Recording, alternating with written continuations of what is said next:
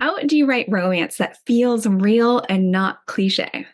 In this video, I'm going to share 8 tips that are going to help you write better romance that really resonates with readers and connects with them, and it doesn't feel like you're falling into some of these cliche traps. Hi, I'm Charlotte Chipperfield. I'm your book coach and developmental editor, and I help women write the books of their dreams. And so today we're going to talk about romance, one of my favorite genres to work within. So, romance is definitely one of those genres that's a very beloved genre in fiction, but it's also one of the trickiest ones to get right. There's definitely a wave of romance that's moving through if you spent any time on Book Talk or even seeing all the different romance stores that are opening up, the bookstores around the country. So many cities are embracing this genre, which is super exciting. But as in life, we are not always swept off our feet in every single moment. And so we also want to see how we can sweep readers off their feet without it feeling forced or inauthentic.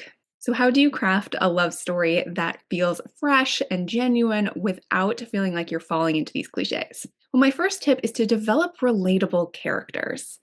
Now, this might be true for any fiction genre, but specifically for romance.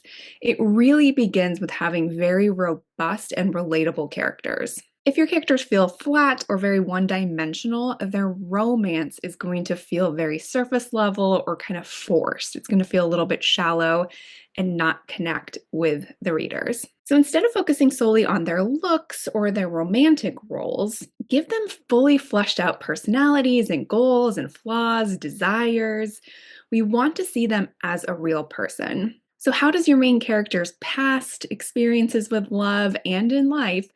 What are their values? What are kind of their emotional wounds? What are their flaws? All of these things are going to influence how they approach love. So readers really connect with characters that feel like real people because they also have their own struggles and triumphs that mirror our own.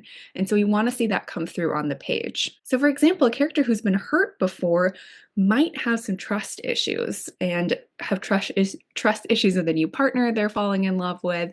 And so this really creates an opportunity for some growth and for some tension. So you can see the power in really developing relatable characters is really important because it's our characters and all their flaws, desires, past experiences, all of those things come together and create that resonance and emotional resonance with our readers. And so then that can help drive the plot forward in your romance. So really starting with relatable characters is going to be the key to having a very compelling romance novel. So my second tip is to avoid Insta-Love. So this is, where physical attraction might be very immediate, but true love takes time to develop. So relationships that are, rushed or just based solely on that physical attraction can feel really unrealistic and unrelatable. And it can feel really unearned. Like we want to, as readers, feel like we're earning this romance throughout the book. Like we want that big payoff of when those characters come together. So instead of this insta love, let your characters gradually feel each other's out, learn each other's strengths, their weaknesses, what are their quirks. Show us that over time. And within that, you can let these characters face challenges, they can share these quiet moments, and really build a foundation of trust. So a slow burn relationship is not only one that reflects how relationships unfold in real life, but it gives the reader time to really invest in these characters and invest in their love story so that they get that emotional payoff when the characters finally come together. So instead of having like insta-love connections, which can be a big, powerful cliche, we want to let that connection evolve naturally so that romance feels really grounded and believable. Okay, so my third tip is to show and not tell. And I know this is a very common piece of writing advice, and I have had other videos on this as well, but specifically through the romance lens, one of the most common mistakes is writing romance by over-explaining the character's feelings. So instead of explicitly stating that two people are falling in love, how can you show that through their emotions, their actions, their feelings? So this could come through in their body language, it could come through in their dialogue. For instance, rather than writing, she couldn't live without him, maybe it's describing how she feels when he's not in the room. Like maybe her heart is racing. Maybe she can't focus on certain tasks. So there's different ways to show this versus just telling the reader that she can't live without him. So when it comes to showing, not telling in romance, actions speak louder than words. So, when readers can really see love through a character's behaviors and choices, that is what creates a lot of that emotional resonance with the readers. So, my next tip is to embrace imperfections. Perfect characters and perfect relationships are kind of boring to read because it doesn't reflect reality. Real love is messy, it involves misunderstandings and our own personal baggage, and it's also opportunities for us to grow. So don't shy away from showing your characters flaws and potentially putting them in situations where they are forced to grow or forced to change their perspective on how relationships should feel and be. Challenge them to grow so that they can welcome in and trust this love that's in their life. And you can do this for multiple characters that are involved in the love story as well. So this can be maybe one character struggling with vulnerability, or another is really having trouble balancing that work-life balance and having, being very career focused and not enough time for love in their life. So play around with, if there's two different people that are coming to love from very different perspectives, like how are they navigating those misunderstandings? How are they coming together to build a relationship? What is it that they each really want, and how do they overcome those challenges? So these imperfections, again, make it very relatable for the reader because we can see ourselves in these characters. Maybe we've lived this experience before, or our best friend has. We're very much so connected to these challenges that happen in relationship because it feels real. It is real. Like many other genres in fiction, conflict is the heart of any great story, if it be internal or external. And you have the ability to do both here with romance, which is a great and wonderful opportunity. So by showing your characters working through these challenges and facing them, you create a narrative that feels authentic and very rewarding for the reader. Okay, so my next tip is to create unique chemistry. Every romantic relationship is different, and the characters that you have in your story that are falling in love should be no different. So chemistry is built over time. So spend some time really thinking about what draws your characters to each other and what ultimately bonds them together, and what really separates that bond from other relationships, either that they've experienced before in the past or just in general. What helps you, the central relationship in your romance novel, stand out amongst others? Like, for example, does the relationship have this quirky sense of humor?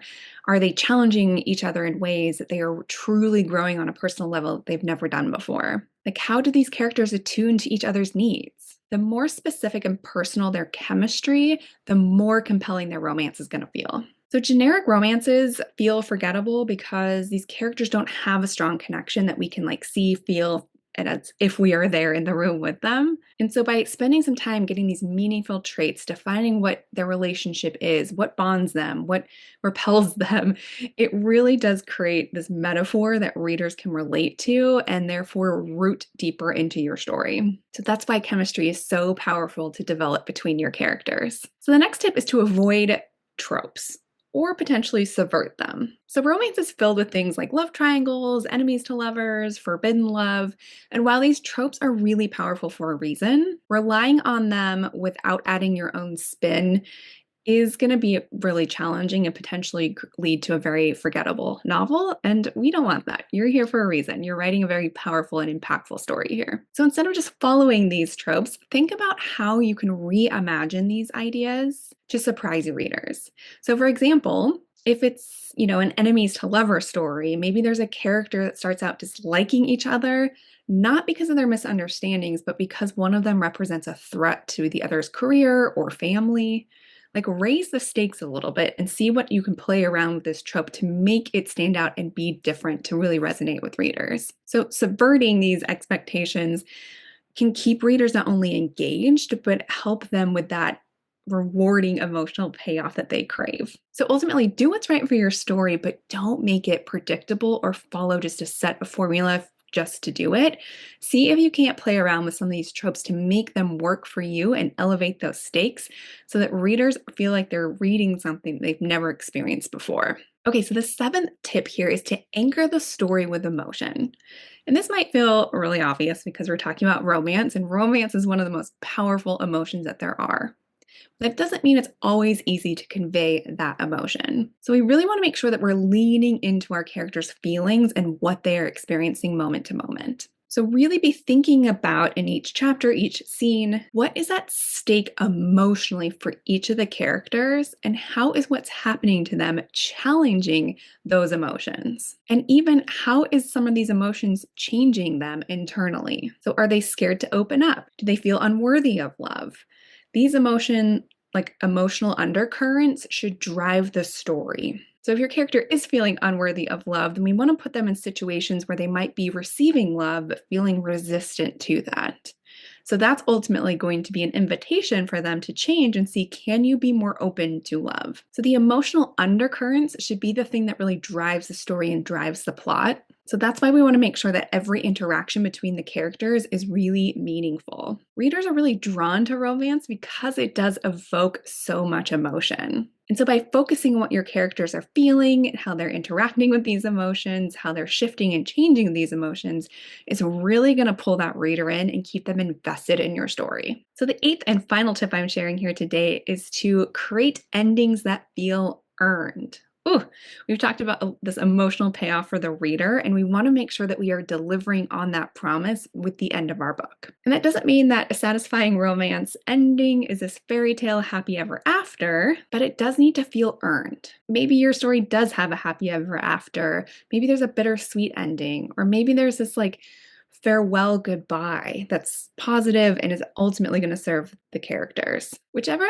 resolution you are creating for your book needs to reflect the journey that your characters have been on. So avoid tying things up too neatly. Readers appreciate a touch of realism that acknowledges the challenges of love. So an earned ending feels very satisfying because it's rooted in the story's emotional arc. So readers want to see that characters have fought and changed and grown because they have fought for their happiness. So readers really want to see that characters have grown and fought for their happiness. And this is what is that emotional payoff. There's sort of this resolution and this reward for sticking with this emotional journey. So writing romance that feels real and not cliche is about capturing that depth and complexity and the beauty of the human connection. So by focusing on your characters' individuality, their emotional growth, and their authentic interactions, you can create a love story that resonates with readers way beyond when they've closed that final page. So I hope these 8 tips have helped you in thinking about how you can create a really compelling and powerful romance novel. If you like this video, please like it, be sure to subscribe to the channel, and of course, join my newsletter at hernarrative.com for more tips delivered straight into your inbox. Thank you so much for being here, and I'll see you in the next video.